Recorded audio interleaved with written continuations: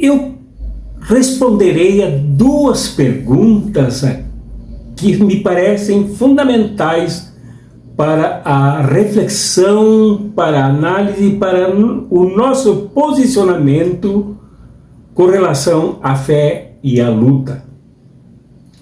As perguntas são da minha querida companheira, minha amiga especial, que eu admiro muito, a professora Maria Ramos. Na edição do Fé e Luta da semana passada, ela fez comentários aqui embaixo, vocês podem observar, lá naquele quadro, naquela edição, e deixou duas perguntas que eu faço questão de responder. Primeira, Dom, por que algumas pessoas pensam que ter fé é suficiente? Não precisa lutar. Deus vai resolver os problemas. Esta é a primeira questão. A segunda, pior, que seu pastor é santo. Pode? Seguidinha, volto para cada uma dessas perguntas. Antes de continuar, então, eu peço a vocês que sempre se lembrem de dar likes aqui embaixo, aqui no dedinho. Like. Ali no dedinho. Segundo, de se inscreverem aqui no canal. Nós precisamos aumentar a nossa comunidade TVCP. Terceiro, ativem o sininho para receber as novidades dos vídeos e transmissões que fazemos aqui no nosso canal. Quarto, comentem, por favor, façam como a professora Maria Ramos, levantem questões pertinentes para tratarmos aqui no nosso programa, questões sinceras, questões do cotidiano, questões existenciais, são fundamentais para o nosso programa e nós levamos a sério os comentários de vocês. Também peço que vocês compartilhem os nossos vídeos, por favor. A gente vê tanta bobagem por aí nas redes sociais. Aqui tem coisa séria para vocês compartilharem, coisa boa que ajuda, que fundamenta, que educa. E por último, por favor, este trabalhador aqui precisa da solidariedade de vocês. Aqui não se faz pedinchação de dinheiro nem promessa de que se vocês não derem uma grande quantidade, vocês prosperarão e até irão para o céu. Aqui nós não fazemos esse tipo de brincadeira. Aqui nós não fazemos esse tipo de picaretagem. Pedimos a contribuição de vocês, a colaboração de vocês em favor desta causa da luta, em favor da manutenção desse canal que discute os problemas brasileiros em parâmetros originais, aqui numa reflexão única que pode ajudar a milhares de pessoas. Ajudem, por favor, deem a colaboração de vocês na medida e no melhor que puderem. Aqui no Pix que passa aqui embaixo, que é o e-mail domorvandil@gmail.com. As questões levantadas pela professora Maria Ramos. A primeira, vocês se lembram da primeira?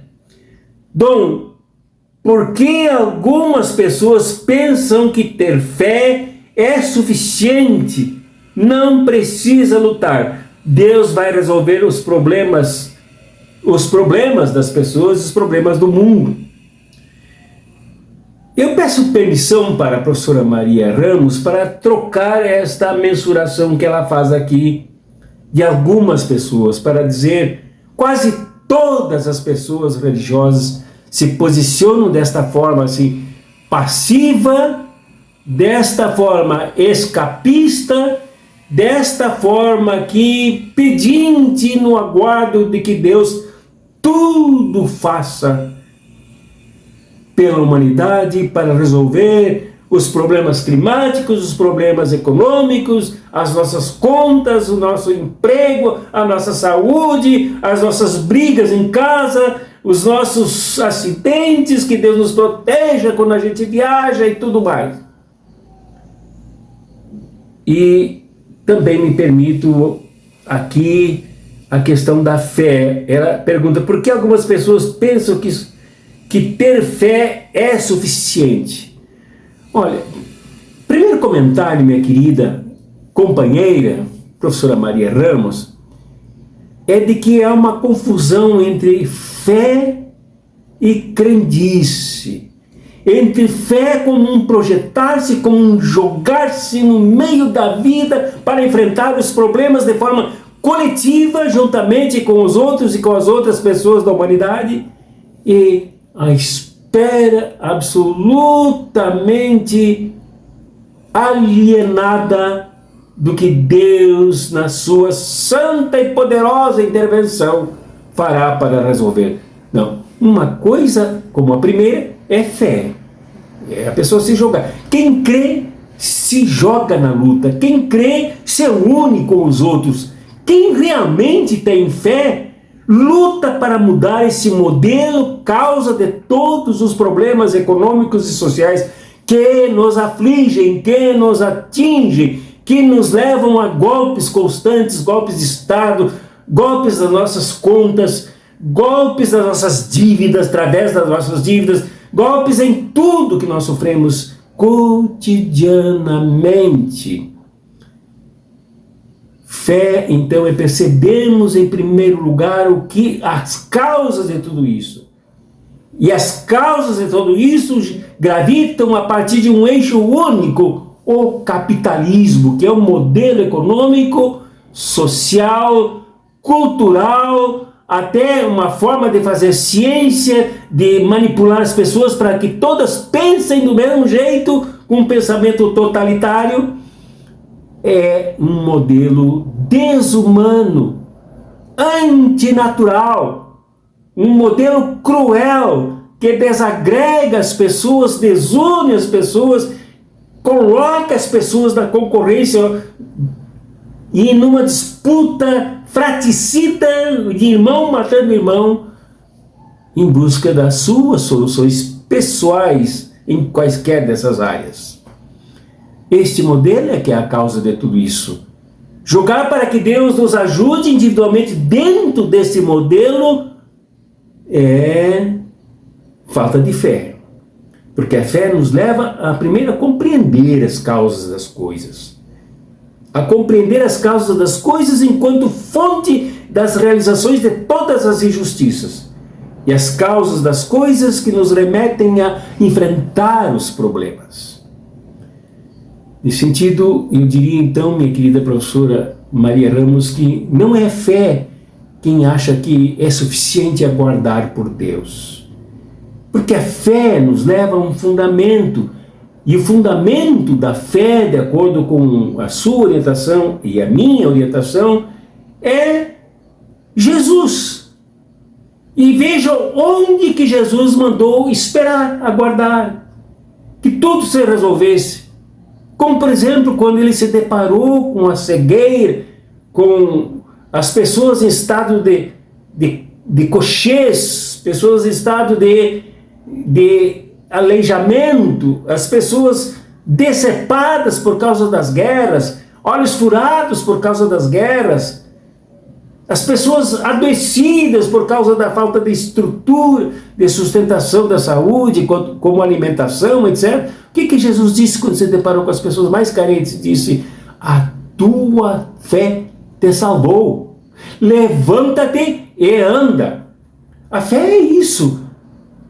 É ela que nos salva. É ela que nos levanta. É ela que nos faz andar. É ela que nos faz caminhar. E os evangelistas, sempre que se referem a os evangelistas, que eu digo principalmente Mateus, Marcos e Lucas, se referem a esse estado de fé como as pessoas que receberam esta indicação de Jesus, mas que não foram embora. Como o caso daquele: toma o teu leito e vai para a tua casa. Ele não foi embora, ele se juntou à comunidade, integrou a caminhada com Jesus, ao lado de Jesus, misturado ao povo. A fé é isso, não nos permite ir para casa esperar que tudo aconteça. Ela nos junta. Ela é, como numa certa oportunidade há anos eu ensinei, a fé se assemelha à roda de bicicleta. Quanto mais fé, mais juntos ao eixo. E quanto mais juntos ao eixo, mais firmes é o ciclo da nossa existência. Mais gira dinamicamente com segurança a nossa existência, porque todos seguram o aro da vida. Isso é fé.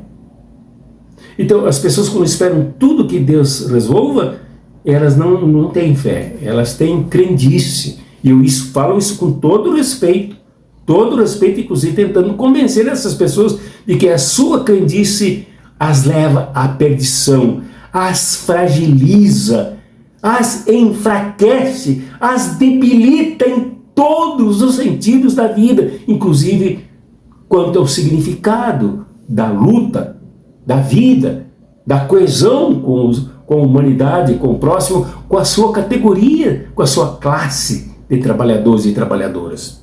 Então, essa é o primeiro comentário que eu faço quanto a algumas pessoas que esperam que Deus venha resolver tudo.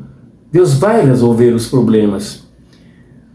A Bíblia é completa de começo ao fim de que o que Deus faz é suscitar na humanidade a que ela tenha fé.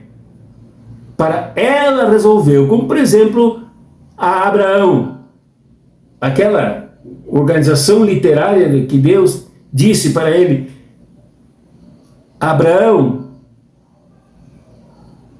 vai. E Abraão creu e foi, seguiu para construir um mundo, novas gerações, novos filhos, novas tribos, novas comunidades. Ou então para Josué: sê tu uma bênção, tu, não eu, tu uma bênção. E no Novo Testamento vê-se Jesus chamando as pessoas para serem seus discípulos e discípulas. E discipulado é engajamento num projeto de um mestre. O mestre aqui é Jesus, que chama, agrega e depois ele envia, ele manda. Sempre alertando que pelos caminhos da cruz, e que a cruz é para ser enfrentada e não passada por cima, e não esperando que se espere que Deus venha carregar a cruz, mas ela tem que ser enfrentada por nós. É a palavra cruz que significa tudo que é de pior na existência, e existem coisas piores na existência. Então fé não é esperar por Deus, é a partir de Deus nos jogarmos na luta, e na luta coletivamente, associativamente. E a última questão é quando ela diz: pior, que seu pastor é santo. E ela pergunta: pode? Infelizmente é assim que muitos pastores, muitas igrejas por aí, das ditas evangélicas, das ditas pentecostais, das ditas neopentecostais, eles se colocam numa espécie de pedestal de santidade. Uma santidade que o coloca na posição de manipulador, ou se for pastora, manipuladora, que detém todas as orientações divinas, que recebem, segundo eles e elas, por inspiração do Espírito Santo. Ora, convenhamos, se nós vivemos no ambiente da ciência, no ambiente filosófico, neste último, nós temos o direito à dúvida. Que inspiração é essa? O que de fato inspira esse pastor e essa pastora? Quem que realmente fala com eles, senão a sua subjetividade? Os seus valores, seus interesses econômicos? O que é que que mobiliza este pastor e esta pastora para que ele se encha de poder e de autoridade para manipular as pessoas. Mas é isso que acontece. Há pessoas que nada fazem sem falar com o seu pastor, com a sua pastora.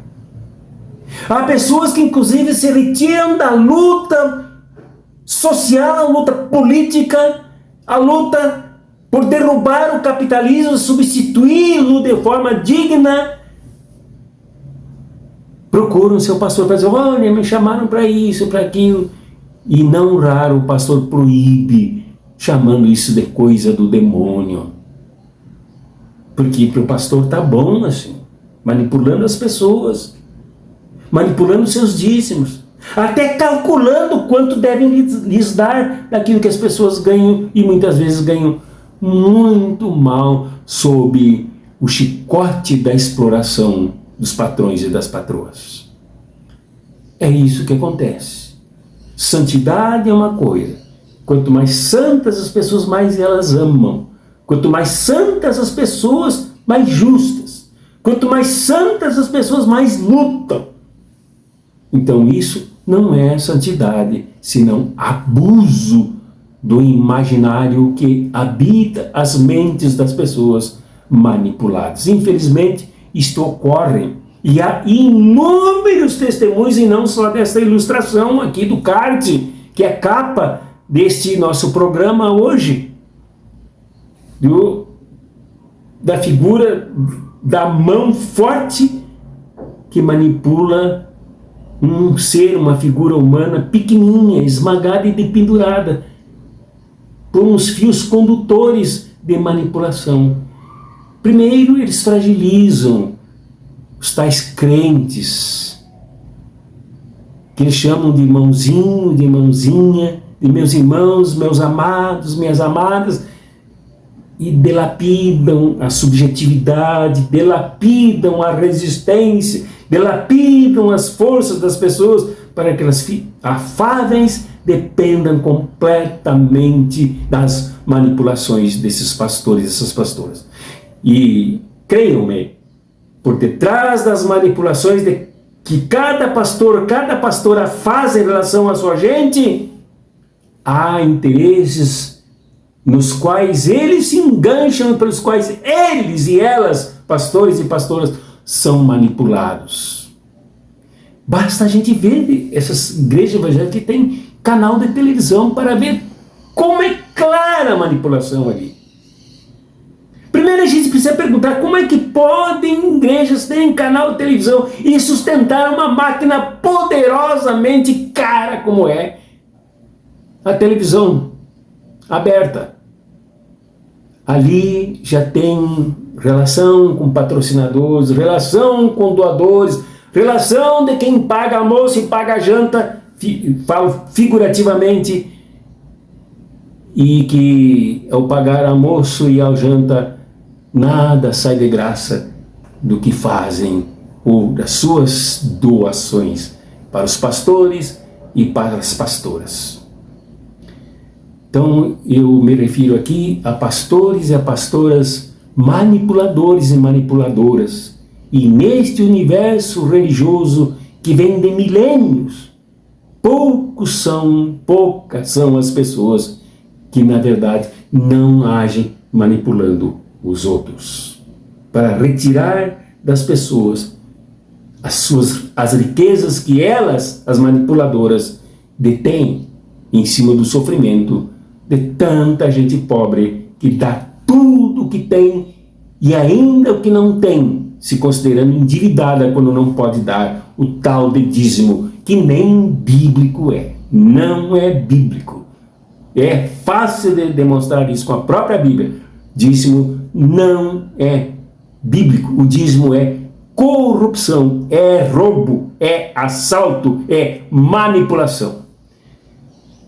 Bom, por último, este nível de manipulação por parte de pastoras e pastores, como eu demonstrei também na edição da quarta-feira passada, desse mesmo programa aqui, daqueles pastores assalteadores, daqueles pastores envolvidos com o roubo de pessoas manipulando as suas contas, inclusive, em criptomoedas.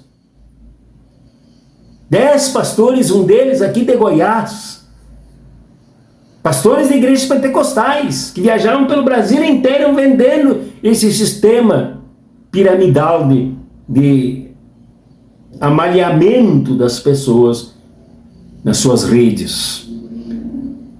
Assim também é um exemplo daqueles pastores que têm os seus jogadores crentes, os jogadores que a mídia desinformada chama de fiéis. Essa não é uma figura dita evangélica, é uma figura católica romana. Os tais desfiéis, os tais crentes, manipulados por esses pastores que jogam futebol, e tem os seus pastores intervindo nos campos de futebol para desfazer os esquemas dos treinadores e impor os seus. Isso já foi denunciado publicamente. Vocês podem puxar aqui na mídia. Grandes treinadores que viram os seus esquemas organizados para o jogo de futebol, para enfrentar jogos importantes, desmanchados, substituídos, porque os pastores foram lá e disseram: não, o Senhor nos falou que não é assim, que o fulano de tal tem que jogar ali, que o fulano de tal tem que jogar colar, que o Beltrano tem que jogar na linha de frente, enfim, refizeram, porque dizem que o Senhor, que é um Senhor que sai da sua fala, da sua linguagem, do seu discurso, do seu espírito coche, da sua subjetividade manipuladora e pervertida, para intervir nas vidas das pessoas. Esse que é o problema. Então, essa questão de Deus está no controle, Deus está no comando, são duas afirmações mantras que têm por detrás pastores e pastoras que não são mantras, mas seres humanos exploradores e manipuladores da inocência das pessoas. Outro dia, vocês sabem que eu sofro de limitação visual, né? Eu caminhava aqui em direção a uma farmácia e percebi que quanto minimamente que eu enxergava o sol brilhar por detrás de mim, uma sombra que se projetava para minha frente, se espichando para além de mim, e pisadas atrás de mim. Digo, mas que coisa! Aí encenei encostar num ponto de ônibus, numa parada de ônibus, e a pessoa que estava por detrás de mim passou. Quando ela passou, eu enxerguei na sua camiseta, com letras luminosas, por isso consegui enxergar: Deus está no comando. Pois naquele trajeto, entrei numa agência lotérica, depois entrei numa farmácia, encontrei com a pessoa 5 vezes e vi que se encontrava na camiseta na frente e também atrás: Deus está no comando. Procurei me aproximar e até conversar com a pessoa e vi que era uma pessoa extremamente pobre, envelhecida pelo sofrimento, com sulcos forçados no rosto. Uma mulher com expressões de ser abusada, mas com a camiseta: Deus está no controle. Cheguei a pensar, mas infelizmente esgotou o tempo dela, ela foi embora. Perguntar: quem é o seu pastor ou quem é a sua pastora? Porque não há dúvidas de que é uma pessoa controlada, explorada, que acredita no que diz a frase, mas a frase é um mantra pilantra, e até rima aqui, é um mantra usado para controlar as pessoas e abafar a sua fé. Fé em Deus, sim. Fé também em si. Fé na luta. Fé nas mudanças. Fé na coesão com o próximo. Fé na humanização de todos os explorados, todas as exploradas, para lutar por um novo amanhecer que tenha realmente o comando da vida, o comando do amor, o comando da justiça, o comando da paz. Porque antes teve sobre as vidas dessas pessoas o comando da revolução, o comando da luta. É preciso superar isso. E só supera isso com fé. Uma fé que leva a gente a gritar permanentemente na prática e na luta: revolução, justiça e paz. Venceremos.